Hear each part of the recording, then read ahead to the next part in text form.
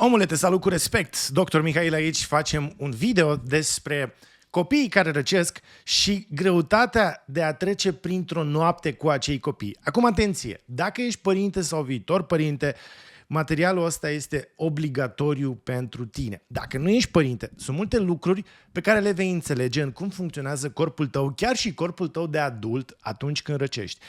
Totuși, dacă nu ești părinte și nu te interesează, avem o tonă de alte materiale pe acest canal, așa că du-te și uite-te la ele. O tonă de materiale, pur și simplu dai click pe Dr. Mihail jos, unde vezi în YouTube, și te duci și te uiți la materiale despre memorie, despre droguri, despre alcool, etc. So, am pus un pariu cu Sorin că o să facem acest material în sub 10 minute, așa că hai să începem și să mergem la treabă. Sorin e sigur că o să-l facem în 40 de minute, dar nu, îl facem în 10 minute. Acum, când ai copil, răcește. E de la sine înțeles, deci o să răcească. Asta înseamnă că, în mod garantat, o să ai nopți în care copilul tău o să fie răcit. Și ce trebuie să facem noi este să ne pregătim pentru acele nopți. La fel cum ne pregătim, spre exemplu, când mergem în vacanță. Când mergem în vacanță, ce facem? Ne luăm pașapoartele, nu? Ne luăm hainele, ne luăm niște bani în plus. N-ajungem la graniță și zicem, ia uite, am ajuns la graniță și nu avem pașapoarte. Hai să ne întoarcem să luăm pașapoartele. Am ajuns, nu știu, am aterizat undeva unde nu avem viză și începem să dăm telefoane, da? Pentru că nu știm ce viză ne trebuie. Nu.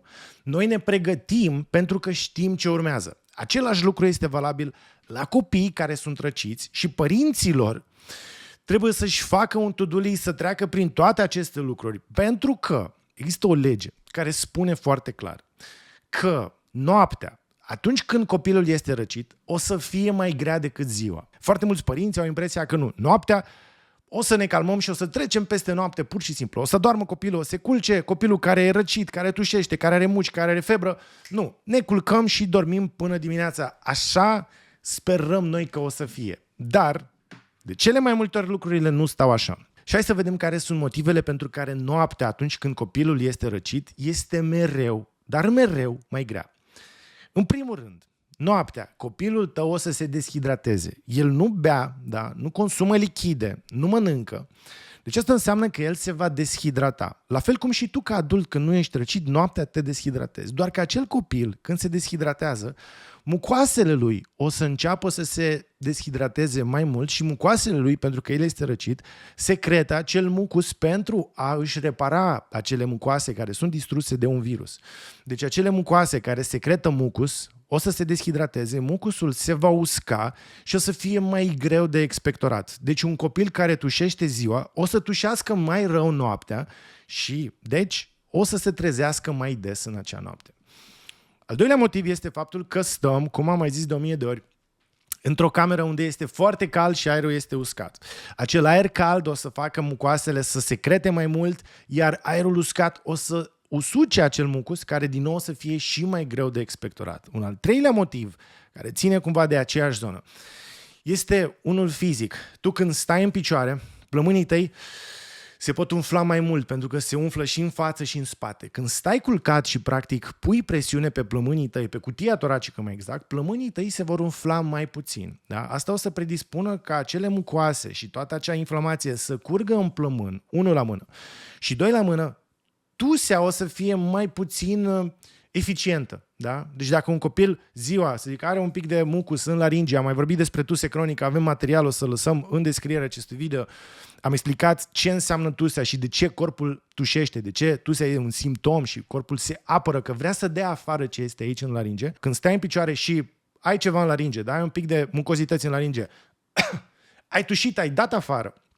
acele mucozități. În schimb, când stai în pat, o să-ți fie mai greu, o să va trebui să tușești de mai multe ori. Da? Deci un alt motiv pentru care noaptea este mai greu. Dacă copilul acela are o otită suprapusă de care tu nu știi, îl doare gâtul se inflamează, poate facem un material și despre otită, lăsați-ne jos în comentarii dacă doriți acest material. Dar urechea internă este legată de gât printr-un canal care se cheamă trompa lui Eustachiu. Acea trompă, în momentul în care se astupă, pentru că tu ai inflamație în gât și se astupă acea ieșire, da, din urechea internă în faringe, se astupă acea ieșire, atunci în interior, în ureche, o să crească presiunea. Și atunci când tu stai culcat, presiunea aceea crește și mai mult. În loc ca aceste țesuturi să atârne în jos prin gravitație, da, prin forța gravitațională, tu când stai culcat, fie pe spate, fie pe o parte, acele țesuturi vor apăsa mai mult pe terminațiile nervoase care o să doară mai tare. Deci dacă copilul tău are o tită, e posibil ca la începutul acelei otite ziua să n-aibă nicio durere, dar seara, noaptea, în somn să se acutizeze acea durere. Un alt motiv pentru care noaptea este mai grea, pentru că noaptea nu faci nimic. Ziua copilul ăla se joacă, se uită la televizor, vorbește cu părinții, are anumite activități și atunci durerea, poate facem un alt material despre durere, pentru că despre durere sunt atât de multe lucruri de vorbit, atunci când te concentrezi la durere concret, te doare mai rău. Dacă reușești să-ți iei gândul și să te gândești la altceva, să faci alte activități, creierul nu mai alocă la fel de mult spațiu pentru simțirea acelei dureri. Da? Deci ziua, în mod real, simțim mai puțină durere. Chiar dacă doare la fel, noi o resimțim mai puțin pentru că ne concentrăm la alte lucruri. Noaptea n-ai la ce să te concentrezi. Stai în pat, da, încerci să adormi, ai început să tușești, ești deshidratat, te doare mai rău și durerea o simți mai tare pentru că te concentrezi la ea. E noapte și n-ai ce să faci altceva. Și noaptea este mai greu pentru că e mai greu să-i dai medicație copilului tău, e mai greu să-i dai un ceai, e mai greu să-l hidratezi, e mai greu să-i speli nasul pentru că copilul doarme și e mofturos. Deci trebuie să înțelegem, da? La fel cum plecăm într-o vacanță și ne facem toate lucrurile în avans, ne planificăm tot în avans și ne facem un plan, în momentul în care avem un copil răcit, trebuie să ne facem un plan pentru acea noapte, la fel cum ne-am face un plan pentru o vacanță, pentru că noaptea aceea o să fie mai greu. Dacă copilului tău e greu acum ziua, noaptea o să fie mai greu. Și ca să nu ne trezim noaptea când nu avem pe cine să sunăm, nu știm ce medicamente să dăm, nu știm ce se întâmplă cu copilul nostru, îl luăm la 6 dimineața și fugim la o cameră de gardă cu el, unde sunt alți 30-40 de părinți ca noi care așteaptă și care au stat noaptea și nu s-au gândit la ce trebuie să facă și stai la cozi interminabile acolo, ține cont de următorul plan pe care ți-l dau, e un plan de bun simț. Eu, ca și idee, nu sunt pediatru, dar planul acesta este efectiv de bun simț, nici măcar nu trebuie să fii medic ca să ți-l poți imagina. Așa că hai să trecem la acest plan care conține 10 lucruri pe care trebuie să le bifezi ziua înainte de a începe noaptea cu un copil răcit. În primul rând,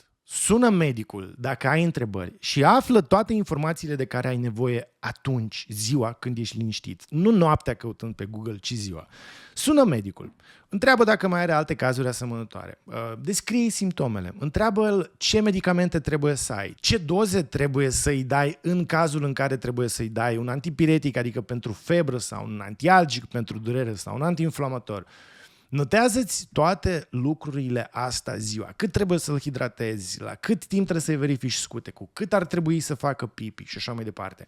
Deci, asigură-te că îți afli informațiile și ți le notezi în timpul zilei. În al doilea rând, asigură-te măcar acum că îi cumperi copilului tău un umidificator și te asiguri că în camera lui umiditatea este între 40 și 60%, ideal 50% și temperatura lui trebuie să fie între 18, 19 și maxim 21 de grade Celsius. Dacă ai o temperatură mare, o să ai niște secreții mai abundente care se vor usca cu aerul uscat și copilului tău o să fie din ce în ce mai greu să respire sau să expectoreze acele mucozități. În al treilea rând, asigură-te că al tău copil poate să doarmă un pic mai inclinat. Adică pune-i 2 perne la spate, dar nu doar la gât ca să stea cu capul așa. Pune-i la spate 2 perne, astfel încât el să doarmă comod, dar să aibă oarecare inclinație. În felul ăsta o să fie mai ușor să respire, o să fie mai ușor să expectoreze, o să fie mai ușor să tușească. Deci asigură-te din timp că copilul tău poate să doarmă la o inclinație de 15-20 de grade, măcar. În al patrulea rând, este obligatoriu să te asiguri că o să-ți hidratezi copilul, dar nu trezindu-te la 3 noaptea văzând că e deshidratat și mergând să-i faci ceai. Nu, pregătește-ți la 1 litru de ceai, cu miere, cu lămâie și trebuie să-l ai în bucătărie unul la mână, să poți să-l încălzești rapid și pune-i la capul patului copilului tău un pahar cu apă, cu ceai, inclusiv cu suc. Ăsta este singurul moment în care un medic poate să recomande acelui copil inclusiv cola, Fanta, Sprite, fresh de portocale, orice suc dulce pe care el îl dorește, pentru că acel copil, dacă e deshidratat și ajungi cu el la o cameră de gardă, el o să fie hidratat înapoi pe venă cu o soluție care are aceeași concentrație de zahăr cum are acea cola. Deci este mai bine să previi acea deshidratare și să-i dai, atenție, dacă el bea apă sau dacă bea ceai cu miere, e foarte bine, lasă-l așa. Dacă preferă limonadă, dă limonadă. Dar dacă nu le bea pe astea și preferă să bea cola, atenție, vreți de copii peste 2, 3, 4 ani, atunci poți să-i dai inclusiv să bea cola, știu, sună absurd, dar este mai bine să-l hidratezi și acea cola să-i aducă și, sau mă rog, orice suc dulce, să-i aducă și caloriile de care are nevoie, da? Chiar dacă sunt sub formă de zahăr pur și hidratarea de care are nevoie decât să nu bea nimic. Deci, 4. Asigură-te că îl hidratezi și fă-o constant. Dacă copilul are febră, și ajungem și acolo, fă în așa fel încât odată la 2-3 ore să te duci tu cu paharul de ceai, de apă, de orice la el și să te asiguri că o să bea.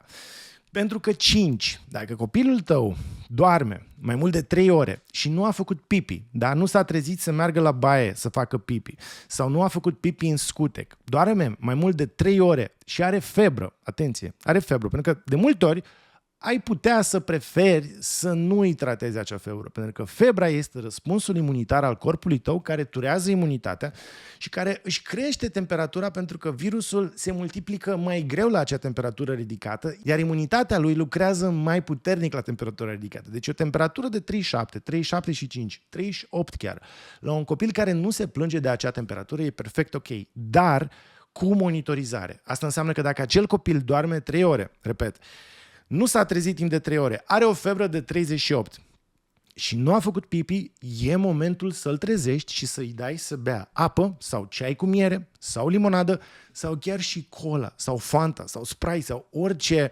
băutură pe care el o preferă, dar care o să-l hidrateze și o să-i dea energie și o să se culce la loc. Deci, punctul 5, asigură-te că îl trezești și îl hidratezi dacă are febră.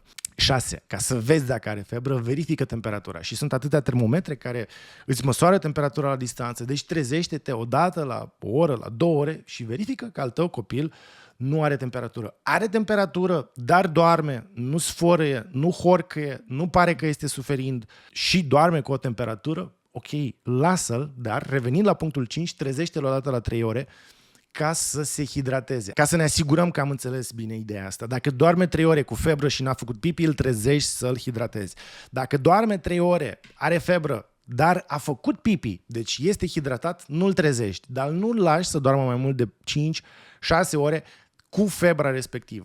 7. Fă ordine în dozele pe care va trebui posibil să-i dai copilului dacă se plânge de durere sau dacă are o febră prea mare. Indiferent că îi dai ibuprofen, indiferent că îi dai sirop cu paracetamol, asigură-te ziua că știi care este doza. Adică ziua, uite-te pe prospect, vezi ce vârstă are copilul, vezi ce greutate are copilul, uite-te la acea seringă cu care trebuie să dozezi siropul pe care îl dai și stabilește din start, asigură-te cu partenerul tău că ați înțeles doza, că ați reținut-o, notați-o undeva ca să știți care este doza. Pentru că dacă tu la 3 noapte te trezi cu copilul care este deshidratat, plânge, tu cauți prospectul, deschizi lumina, ești orbit de lumina respectivă, e foarte posibil să greșești dozele respective, să încurci mililitri cu miligramele și tot așa și aici apar cele mai mari confuzii și cele mai mari supradozaje și intoxicări cu medicamente când oamenii nu cunosc dozele. Deci asigură-te că știi dozele pe care trebuie să îi le dai și 8. Notează dozele respective pentru că e posibil să uiți când i-ai dat și ce i-ai dat. Te-ai trezit la 3 noapte, i-ai dat 6 ml de sirop cu paracetamol, notează-ți. Ora 3 dimineața am dat 6 ml sirop paracetamol. 9. Curăță-i nasul cu soluții saline. Da? Deci dacă horcă, dacă este răcit, nasul acela o să aibă secreții. Înainte să vă culcați, dă-i cu spray cu soluție salină în fiecare nară, astfel încât să te asiguri că ai o umiditate propice acolo. S-a trezit noaptea și simți că are nasul înfundat, din nou, dă-i cu soluție salină ca să-l ajuți să scoată acele secreții nazale. Ok, și 10. Discută cu partenerul tău și stabilește cu el cine o să se trezească, în funcție de ce program aveți mâine, cine se poate odihni mai mult a doua zi, cine are nevoie de mai multă energie sau cum faceți cu schimbul sau stabiliți că unul se trezește până la miezul nopții, celălalt se trezește până dimineața. Stabiliți cine face asta, ca noaptea să nu vă dați cu coatele sau noaptea să sperați că unul se trezește și el nu o face și lăsați copilul să doarmă în altă cameră, deshidratat, cu febră. Și nu, dacă ești bărbat și mergi la muncă, asta nu înseamnă că soția ta trebuie să fie cea care se trezește în fiecare noapte. Și invers, dacă ești femeie și mergi la muncă, asta nu înseamnă că bărbatul tău trebuie să trească în fiecare noapte. Încercați să vă susțineți și să faceți cu schimbul. E atât de important și pentru voi și pentru copil. Dar atenție, în special în momentele astea, puteți totuși să plusați către persoana cu care știți că acel copil se simte cel mai în siguranță și cu care acel copil e cel mai ascultător. Pentru că un copil care este răcit, care horcăie, care nu e odihnit, pe care îl doare gâtul, pe care îl dor urechile, da? Care are otită, acel copil o să fie greu cooperant și atunci e bine ca el să fie cumva hidratat, îngrijit în acea perioadă de persoana cu care el, să zic, este cel mai confortabil, cu care el este cel mai dispus să facă lucrurile pe care nu vrea să le facă în acel moment. Dar asta nu înseamnă că doar mama trebuie să stea cu el, pentru că o mamă obosită care stă toată ziua cu el și toată noaptea cu el, e posibil să facă lucrurile acestea greșit. Deci e bine să faceți cu rândul, stabilind asta din timpul zilei. Și nu în ultimul rând, asigurați-vă că aveți totuși un medic de familie, un pediatru, o cunoștință și discutați cu el pe parcursul zilei și cereți acordul ca în cazul în care lucrurile se agravează și nu știți dacă să fugiți la spital sau să rămâneți acasă, dacă sunteți în acel dubiu, să puteți avea pe cineva care să accepte să vă primească un telefon și să vă răspundă la cele câteva întrebări arzătoare. E foarte incomod probabil pentru fiecare dintre noi să-și sune medicul la 5 dimineața fără să-l anunțe, dar dacă tu știi că ai un copil răcit și urmează o noapte grea, dă-i un mesaj pe WhatsApp ziua și zi așa: domnule doctor, copilul meu a răcit, are asta, am asta la dispoziție. Spuneți-mi, vă rog, ce îmi recomandați în plus față de lucrurile cu care m-am pregătit și spuneți-mi dacă apare vreo urgență, dacă acceptați să vă sun noaptea. Și atunci acel medic o să vă zică: domnule, nu se poate. Sau o să vă zică: da, se poate, și o să lase telefonul lângă pat, fiind gata să vă primească telefonul. Oameni buni, acesta a fost materialul despre cum să treci peste o noapte cu un copil răcit. Dacă aveți, nu știu, părinți, prieteni, dați-le share la acest material.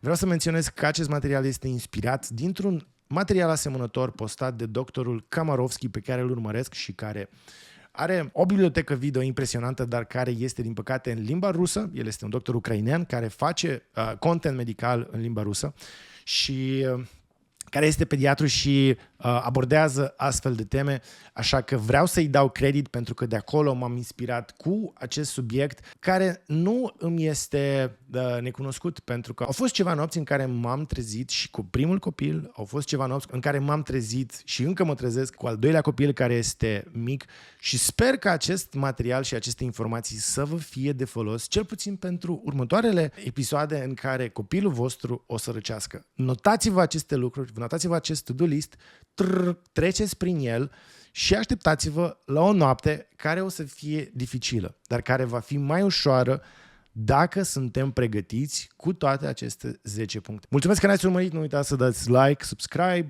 clopoțel și orice altceva vă doriți și în mod cert o să vă placă acest material în care vorbim despre tusea cronică. Ce să faci dacă copilul tău sau dacă tu ca adult ai o tuse cronică de care nu poți să scapi. Toate informațiile și remediile posibile le găsiți în acest material. Vă mulțumesc, pe curând!